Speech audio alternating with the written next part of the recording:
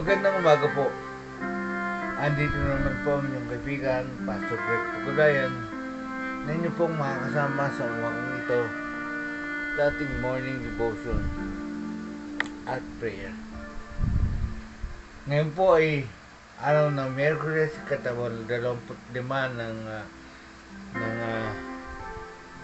Oktubre. Yan. Ilang araw na naman, tapos na naman ang ating buwan at 2 buwan na lang tapos na ulit ang taon. So, bago po ang lahat, binabati ko po ang lahat ng magandang umaga at patuloy na sa umagang ito tayo po ay patuloy na sumamba at magpuri sa ating Panginoon.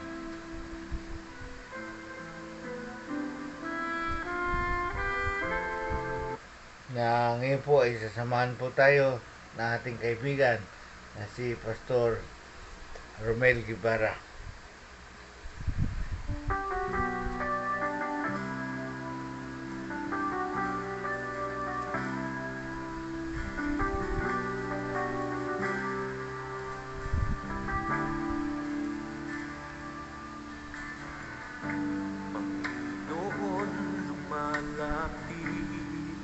Sa inyo ang puso kong nag-iisa, kayo ang aking pag-asa.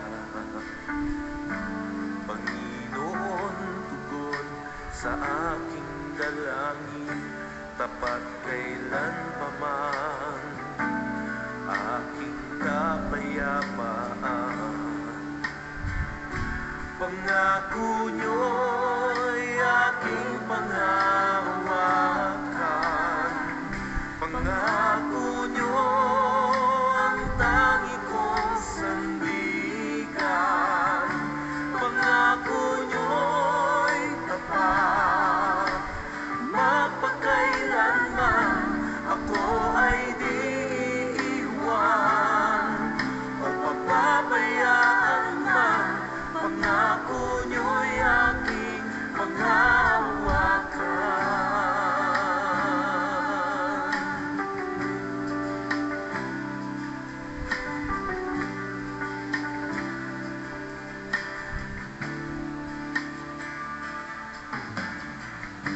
Panginoon, lumalapit sa inyo ang puso kong nag-iisa, kayo ang aking pag-asa. Panginoon, tugon sa aking dalangin, tapat kailanpaman, aking kapayapaan. Pangako nyo'y aking panghahawakan. Pangako nyo ang tangi kong sandigan. Pangako nyo'y tapat, magpakailanman ako ay di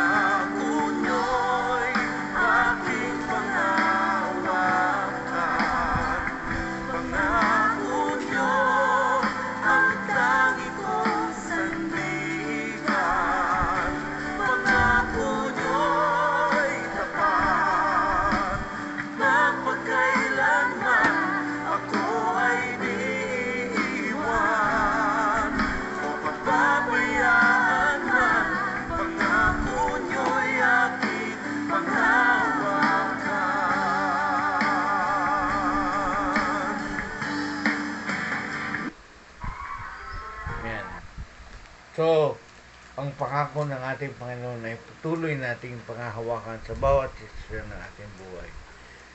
At magandang umaga po sa bawat isa. Magandang umaga, Kuya Efren, Ate Mercy. Yan.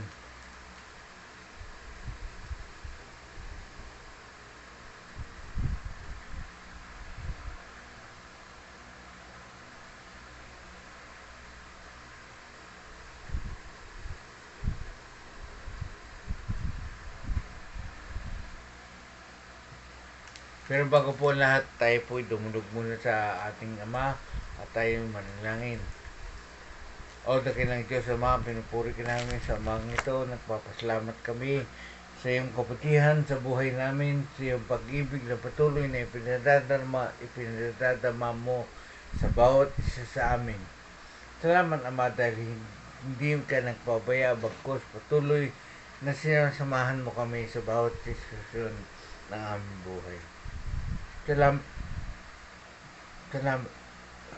sa pagtuturo mo sa amin sa araw-araw upang patuloy naming maunawaan ang laman ng iyong puso at ang maintindihan namin ang nais mo sa amin sa araw-araw ng aming buhay upang patuloy na kami lumago sa pag-ibig mo at yung pag-ibig mong yan ay dumaloy sa aming mga buhay. At patuloy na maging daluyan kami ng pagpapala mo sa aming kapwa. Ligtasan, comfort, at ganun din ang kagalakan. Salamat po, Ama, sa umagang ito na sasamahan mo kami, tuturuan mo kami sa pamamagitan ng kapangyarihan ng iyong banal na Espiritu upang patuloy na babuksan ang mata ng aming mga puso at isipan, maunawaan namin ang lahat ng bagay na nais mo para sa amin. Mundalangin namin sa pangalan ni Jesus. Amen. Amen.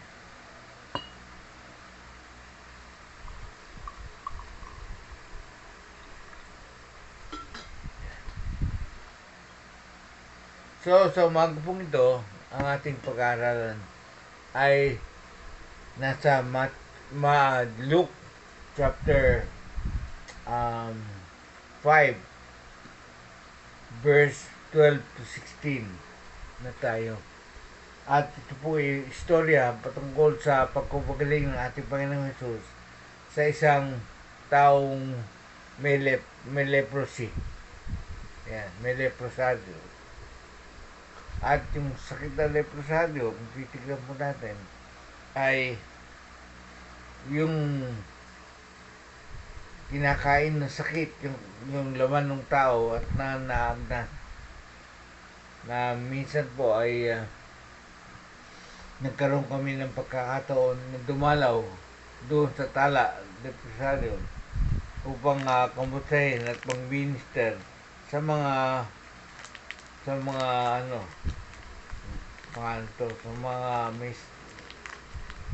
taong nakakumpine doon sa tala.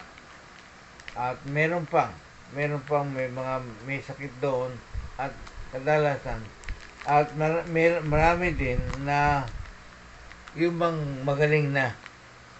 So doon po ay parang isang community ng mga taong may sakit ng leprosario. Pero hindi na kasi sa panahon po ngayon nagagamot na, meron ng gamot para doon.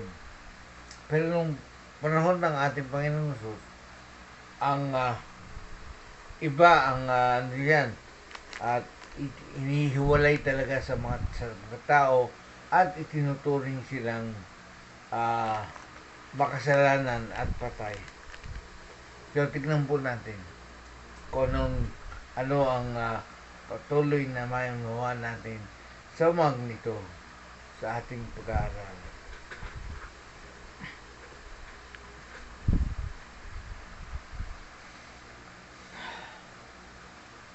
Sabi po dito, basahin po natin sa Luke chapter 5 verse 12 to 16. In one of the villages, Jesus met a man with an advanced case of leprosy. When the man saw Jesus, he bowed with his face to the ground, begging to be healed. "Lord," he said, "if you are willing, you can heal me and make me clean." Jesus reached out and touched him. "I am willing," he said, "be healed." And instantly the leprosy disappeared. Then Jesus instructed him not to tell anyone what had happened. He said, "Go to the priest and let him examine you. Take along the offering required in the law of Moses for those who have been healed of leprosy. This will be a public testimony that you have been cleansed." But despite Jesus' instruction, the report of his power spread faster, and the vast crowd came to him to hear him preach and to be healed of their diseases. But then, Jesus often withdrew to the wilderness for prayer. Purihin po, Panginoon, sa pagkakabasa ng kanyang salita. So, makikita po natin dito na meron pong isang may sakit ng leprosy na lumapit kay Jesus. At ang sinasabi po dito, the advance. So, ibig sabihin, ano na, kung malala na, advanced stage. Sabi, a man with advanced case of leprosy. Sabi malala na. Bang medyo, yung advanced na, yung kanyang mga laman. Iba po ang amoy nun, mabaho. Kaya, nung makita niya si Jesus, yumuko siya, napakumaba at talagang dumaba sa lupa. At sinabi niya, "Lord, if you are willing, you can clean me. You can heal me and make me clean." Kung titignan po natin, yan, sino ba yan? Evangeline.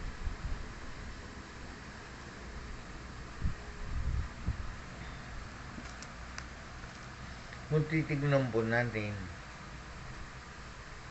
doon sa panahon na yon, ang sakit ng leprosy ay talagang kinasusuklaman.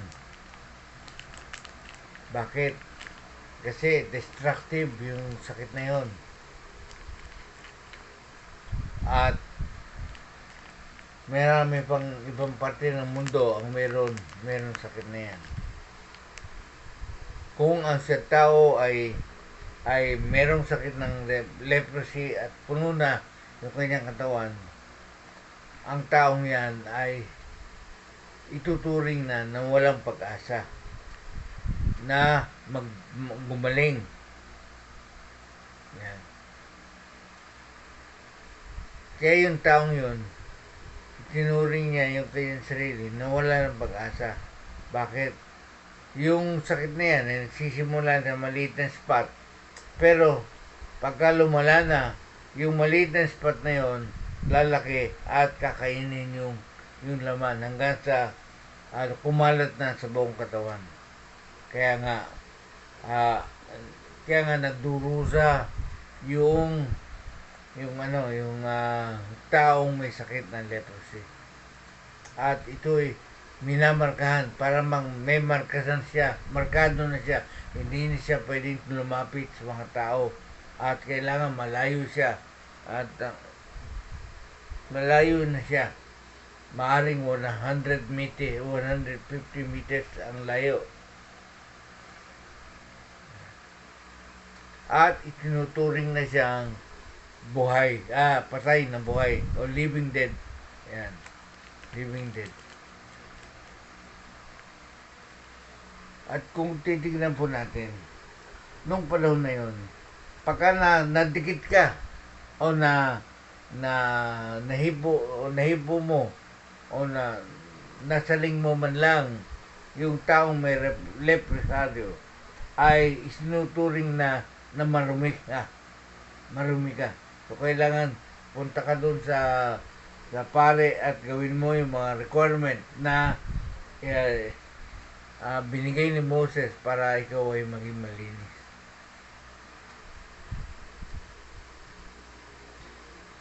At kung titigan po natin, yung sakit na leprosaryo nga, nung panahon na yon ay itinuturing na parang kasalanan. Parang kasalanan. Bakit? Bakit tinuturing na parang kasalanan? Kasi nga,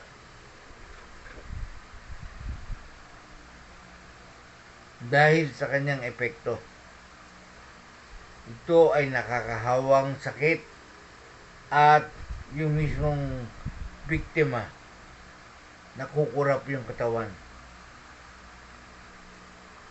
at itinuturing siyang patay. Bagamat siya buhay, itinuturing siyang patay. Kaya nga yung lipunan ng panahon na yon, kasama yung mga religious sector, ay lumalayo sa kanila. Kumbaga, nandun sila sa labas nasa labas sila ng gate ng Jerusalem. Di ba, yung may wall, nandun sila sa labas. Hindi sila pwedeng pumasok. Kaya lang, naglalakad si Jesus, nakasalubong niya, nasa labas na sila, naglalakad si Jesus, nakasalubong niya yung tao niya. Nagkaroon ng lakas ng loob. Bakit? Wala na siyang inaasahan eh. Wala na siyang inaasahan na gagaling siya, pero wala siyang assurance. Wala siyang assurance na may mangyayaring maganda sa kanya. Kaya lang, bagamat marami ang nagdi-discourage sa kanya lumapit kay Jesus, lumapit pa rin siya at naglakas loob siya. Bagamat hindi niya alam kung i-entertain siya ni Jesus o pagbibigyan. Yan. Bakit? Wala namang narinig yung leprosaryo na pinagaling niya yung meron siyang pinagaling sa sakit ng leprosaryo. Walang assurance kasi walang example. Yan. Para magbigay ng pag-asa sa kanya. At wala ding pangako si Jesus na pagagalingin siya. Wala siyang narinig na pangakong pagagalingin siya bago siya lumapit. Hindi rin siya inimbita ni Jesus. Sabi nga nakasalubong lang siya. Kaya doon sa sitwasyon na yun, ang damdamin niya ay hiyang-hiya siya na lumapit. Bakit? Sa kanyang itsura. Hiyang-hiya siyang lumapit kay Jesus dahil sa kanyang itsura. Pero naglakas loob siya. Naglakas loob siyang lumapit at humingi ng tulong. Kaya nga sabi niya, Lord, if you are willing,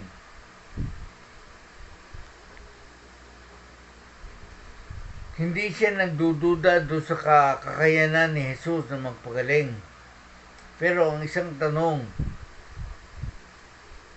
willing ba ang ating Panginoong Jesus na pagalingin siya?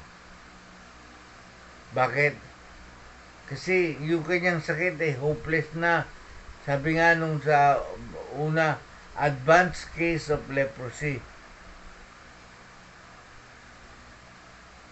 At kung ituturing na, kung titignan natin, yung kasong yun ay parang magbubuhay siya ng patay. Bakit? Kasi nga itinuring na siyang patay. Itinuring na siyang patay ng lipunan.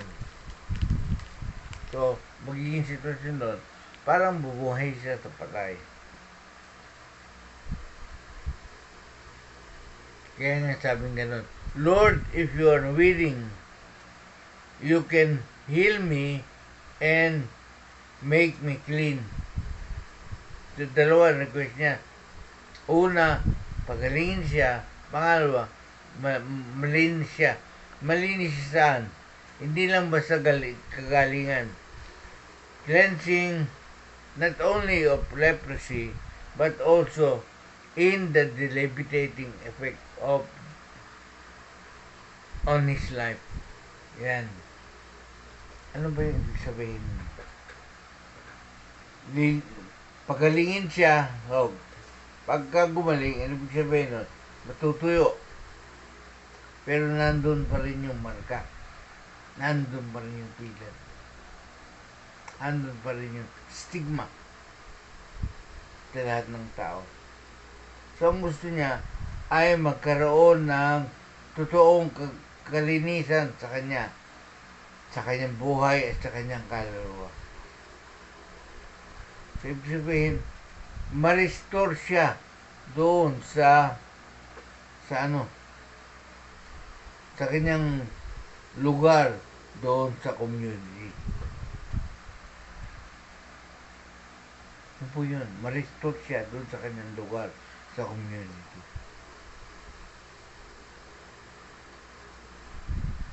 At kung titignan po natin,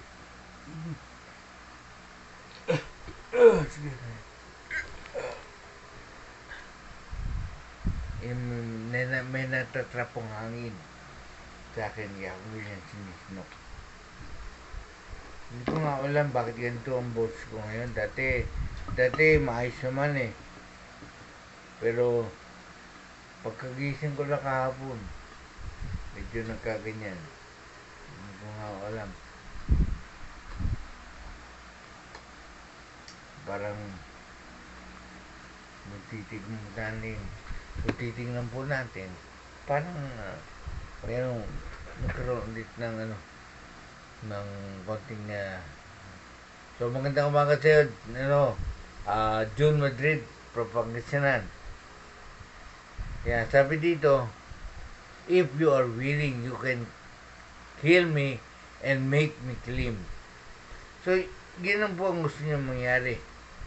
Na hindi lang basta gumaling yung kanyang sugat, kundi yung epekto ng kanyang sakit na yan ay mawala sa kanyang buhay. Hindi lang sa kanyang buhay, kundi sa kanyang mismo, sa kanyang kaluluwa. Dahil ano ba po ang bunga o paningin ng tao sa kanya? Patay at itinuring siyang makasalanan. So, ibig sabihin, ang sa kanya ay outcast.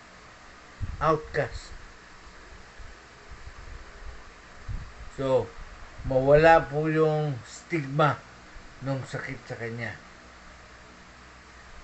Physically, yung kanyang mentally, yung kanyang kaluluwa ay maging maayos sa harapan ng Diyos.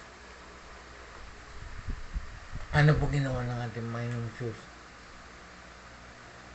Sabi doon, verse 13, Jesus reached out and touched him. I am healing, he said. Be healed.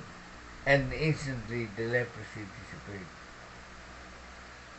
Kaya nga, nakita po natin, bakit kaya ginawa ni Jesus na imbis na sabihin lang niya, gumaling ka.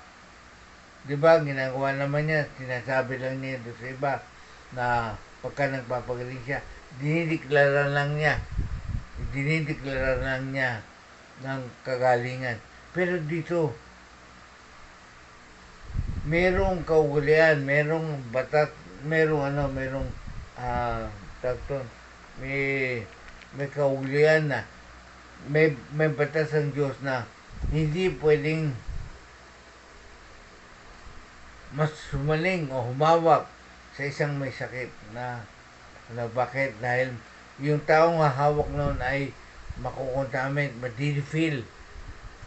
So, kailangan magsabit siya sa pari at gumawa ng rituales para malinis pa siya. Pero bakit ginawa ng ating Panginoon? Hindi lang sinabi, hinawakan pa.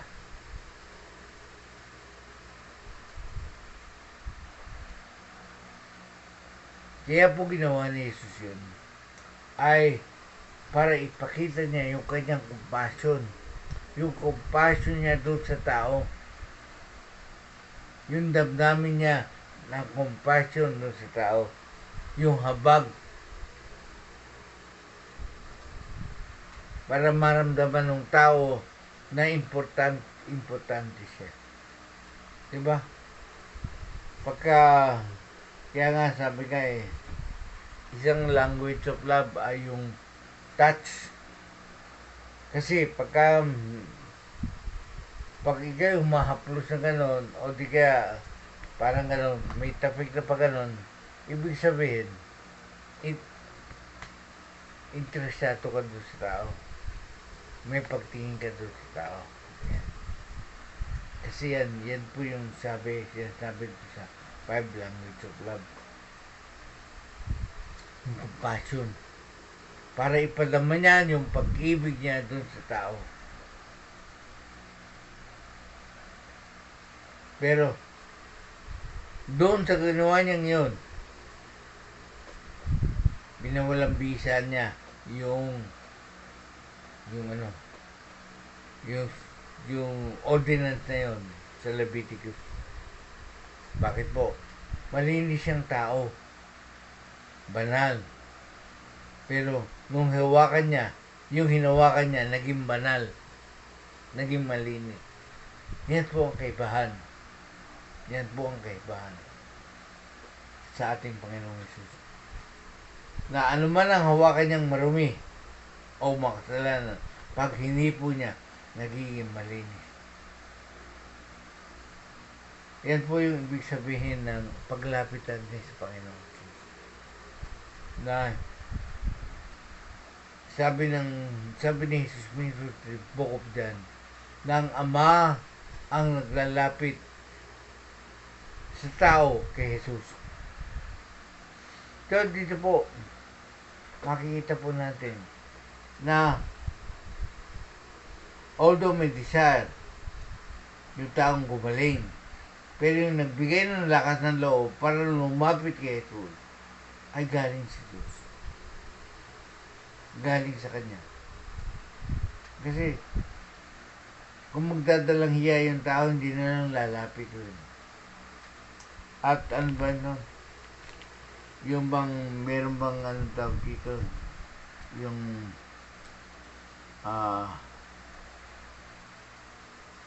yung tawag nila.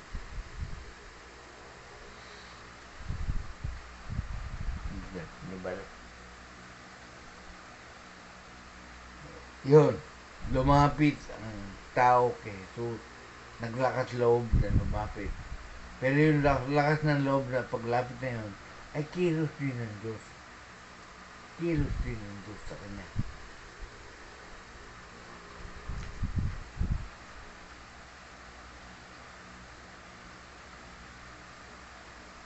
So, makikita po natin yung restriction ng ceremonial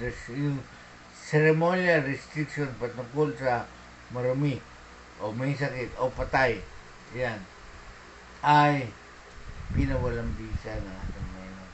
Bakit? Kasi siya mismong tao, banal na tao, walang kasalanan, hindi po niya ang marumi ay naging malinis. Kaya nga, ibig sabihin yan, yung holiness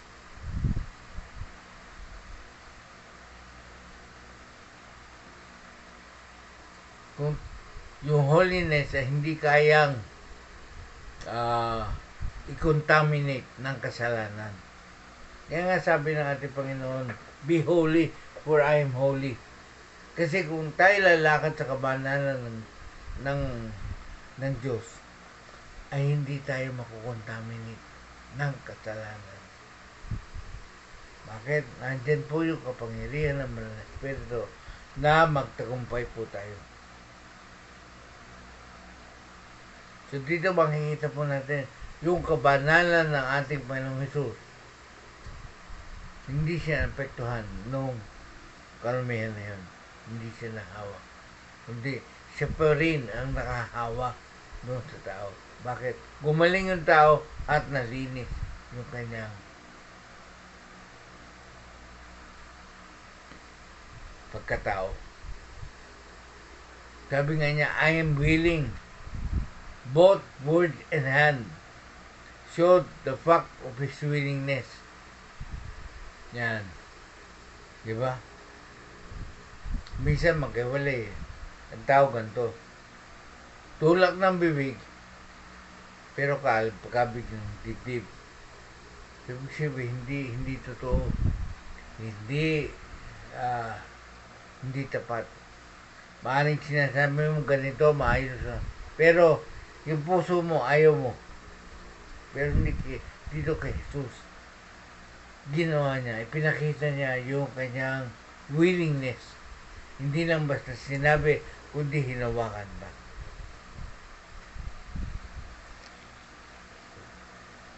Ang pinapakita doon yung puso ni Jesus na compassion.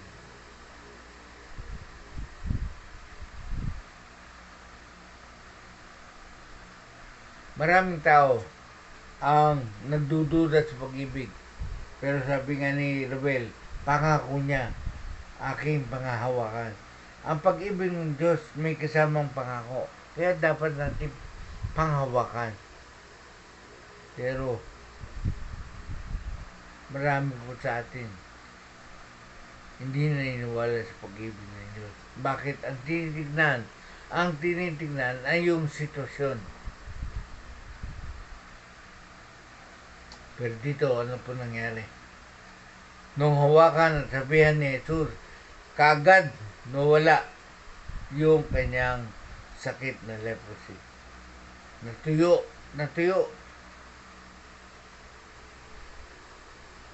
At yung request na maging malinis siya ay nangyari. Kaya nga, anong magiging pangalan to?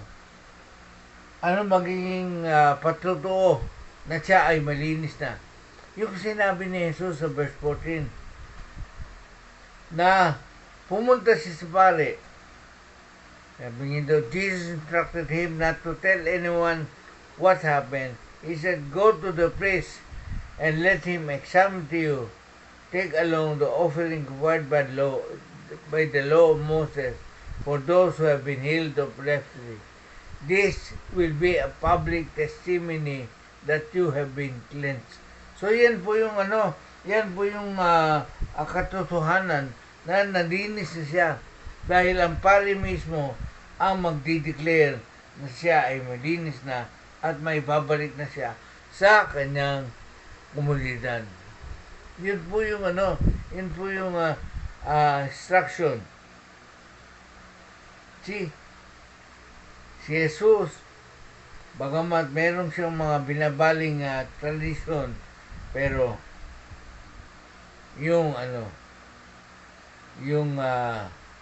sabi niya, I have come not to abolish the law, but to fulfill. Sumusunod siya sa batas ng Diyos. Yung pong ceremonial cleansing. Yan. Sabi dito,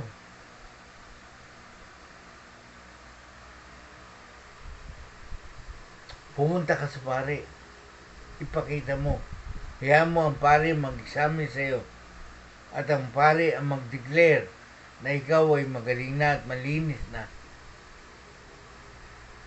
Bakit? Para malaman ng lahat a public testimony. Yan po yun. Yan po yung reinstatement ng kanyang pagkatao sa komunidad. Nakita po natin yung compassion ng ating Panginoon. Ganyan din po tayo. ang ginawa niya sa atin. Nung patawarin niya tayo sa ating, lumapit tayo sa Kanya at humingi ng tawad, pinatawad niya. Hindi lang tayo basta pinatawad, pinagaling sa anumang skar ng kasalanan. Babalik pa tayo dun sa ating komunidad.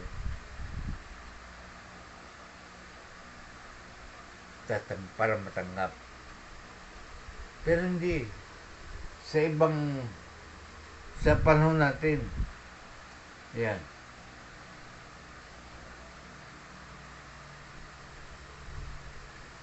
Nakakulong, nagkasala, nakatulad. Pero nung lumabas, hirap na bumalik sa kanyang buhay na maayos. Bakit? Nandun yung stigma. Pero tingnan po natin, yung mga criminal na halos nandun pa, na sintensya doon sa death row, nung matagpuan nila ang ating Panginoong Jesus. Nung matagpuan sila ng ating Panginoong Jesus, nagkaroon ng pagbabago sa kanilang buhay. Ano nangyari? Nagkaroon ng pardon sa kanya, na pardon siya. At hindi lang yun. Nung lumabas siya, naglingkod siya sa Panginoon. Naglingkod siya. At tinanggap siya ng lipunan. See? Yan po yun. Yan po yung isang sitwasyon na maganda sa ating Panginoong Jesus. Sa natural, yung galing sa kulungan, hindi kaagad binibigyan ng pagkakataon. Bakit po? Merong stigma. Kaya anong mangyayari sa kanya? Balik siya ulit sa dati niyang gawin. Balik ulit siya sa kanyang pagkasala. Pero yung taong binago ng Diyos,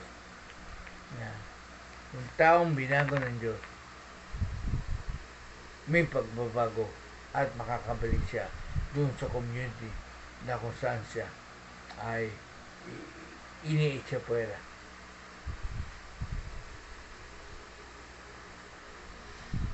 So dito po, ano po ang ating natutunan sa umagang dito? Una, ang Diyos ang nagbibigay ng uhaw sa isang tao para lumapit ito. Lumapit kay Jesus.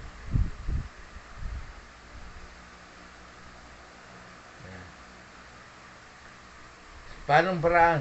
Doon sa mga sitwasyon na talagang wala na siyang pag-asa. May iisip niya na lumapit na si Diyos.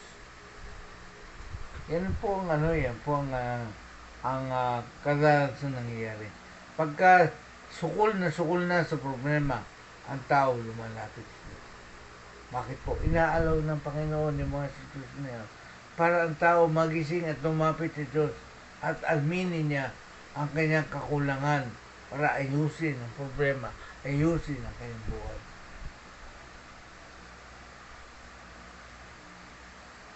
Sa akin po, ibang nangyari. Ang pangyayari nun, nandun ako sa sitwasyon na hindi ko kailangan. Kasi nga, ang nasa isip ko, may kapatid akong pare.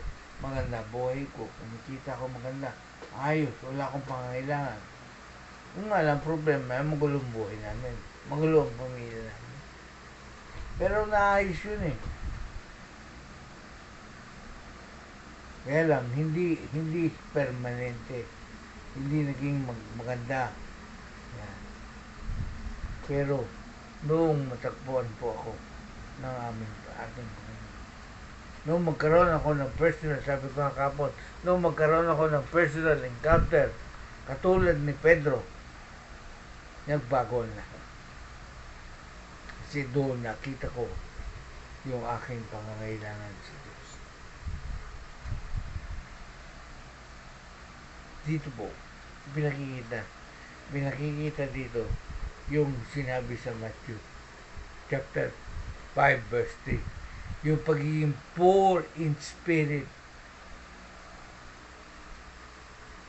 Ang itsura nung ang itsura nung ng taong may sakit ng leprosario ay kahabag-habag, physically, emotionally, and spiritually. Devastated po siya. At kailangan niya ang tagapagligtas. At kailangan niya ang kamay ng Diyos sa kanyang buhay. Kaya nga kahit wala siyang assurance na papayag si Jesus, na pagalingin siya, lumapit siya at pero sabi nga, ang sino man lumapit kay Jesus ay hindi tatanggihan. Hindi niya tatanggihan at hindi niya tutulak. Magkos, kung kayo lumalapit sa ating Panginoon, lalo ko pa niyang tatanggapin at yayakapin. Yan po ang ginawa niya doon sa leprosario. Yung kanyang paghibo ay simbolo ng kanyang pagtanggap doon sa tao. Magandang umaga po sa inyo lahat. Tayo po ang manalangin.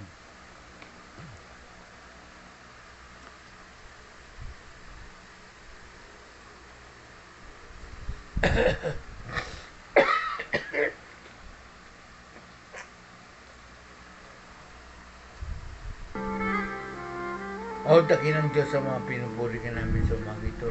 Tuloy kami nagpapasalamat sa iyong mensahe sa amin sa araw na ito. Na patuloy na yung pag-ibig ay gayon na lamang. Yung habag mo ay gayon na lamang. Na ikaw pa rin ang gumagawa at kumikilos sa aming mga buhay upang kami ay may balik sa iyong feeling. Gaya ng taong to na tinakwila ng lipunan, tinuring ng patay. Pero dahil sa iyong pag-ibig, dahil sa iyong habag, nirestore mo hindi lang yung kanyang kalusugan, kundi nirestore mo yung kanyang kalalagayan sa community. Dahil ang pare ang nag-declare na siya ay malinis.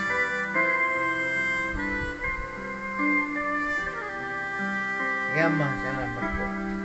Salamat po sa patuloy na pagbubukas mo ng aming puso at isipan na kailangan namin ang aming Panginoon Jesus. Na kung kami nasa piling na, kailangan din namin abutin yung mga taong nais mo abutin. Dahil sinabi ni Jesus sa kanyang salita na meron pa siyang ibang tupa na kailangan mailagay niya sa kanyang kawan. Ama, yung mga taong dilagay mo sa aming puso na ilapit sa iyo ay patuloy naming dinudulog sa iyo upang ikaw ang kumilos sa kanilang mga buhay upang masumpungan nila ang pag-ibig mo. Masumpungan nila ang pag-ibig namin, Panginoon Jesus. Masumpungan nila ang kalooban mo. Salamat po. Salamat sa patuloy na gawin pa sa lahat mga taong gusto namin ilapit sa iyo. At patuloy ulit na ikaw pang gumawa at kumilos sa kanilang mga buhay. Ganoon din, patuloy din namin tinataas ang iyong bansang Israel na sa ngayon, sa panahon na ito, ay dumadaan sa isang matinding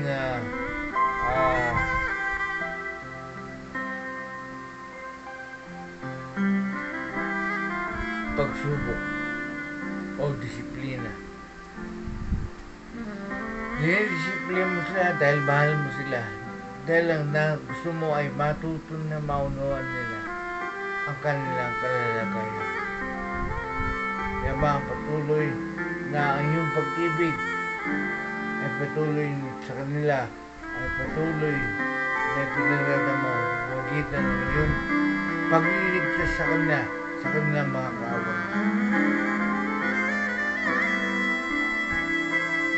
Kaya Ama, patuloy na nagkikisa kami sa panalangin namin ngayong Diyos sa kapayapaan ng Jerusalem.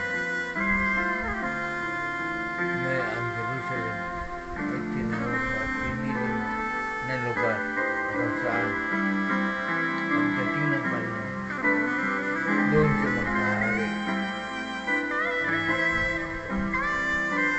Alam po, ganun din po Panginoon, patuloy namin tinatawag sa iyo ang aming bansang Pilipinas. Ama, mayroon kang dakilang plano. Ang plano mo ay aming bansa ay patuloy na maging banal,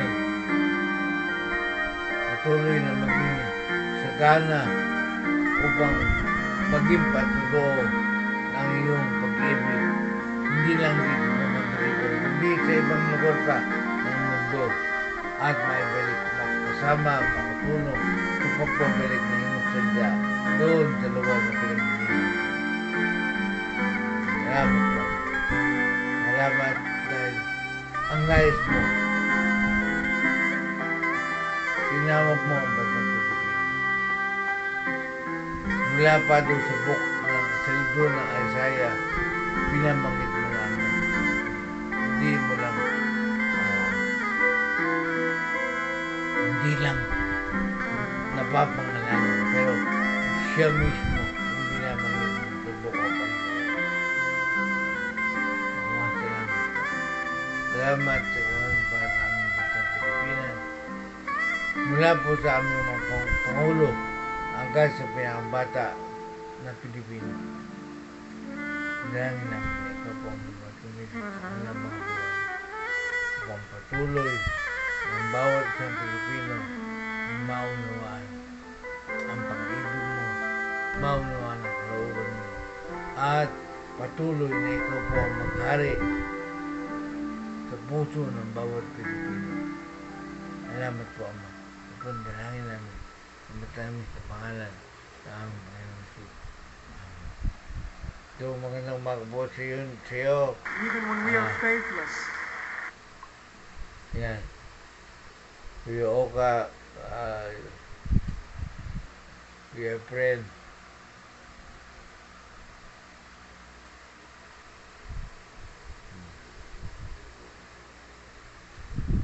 So, hanggang bukas pong muli, nanyang po kayo na subaybayan, magpatuloy sa pagsubaybay sa ating programa Alas 5:30 hanggang alas 6:30 araw-araw mula Lunes hanggang Linggo. Bukas po makakasama nyo sa Pastor Tess. Yan.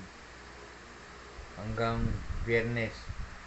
At Sabado at Linggo, sinulil naman po. So, huwag po natin kaligtaan i-like at i-share po yung ating mga video. I-like po natin yan sa ating Pags channel sa Facebook at sa ating YouTube channel sa Pags Family Channel sa YouTube. Kung i-subscribe nyo na po at i-like at i-share na lang po yung ating video. So, yan po. Magandang umaga po sa inyong lahat. At ito po yung kaibigan, Pastor Greg Pagulayan, na patuloy nagsasabing, mabuti po ang ating Diyos, mahal niya tayo, at sa kanyang pangako, hindi niya tayo iwanan o pababayaan. Bagkus, sasamahan niya po tayo hanggang sa dulo ng panahon. Magandang umaga po. Hanggang bukas. Bye-bye.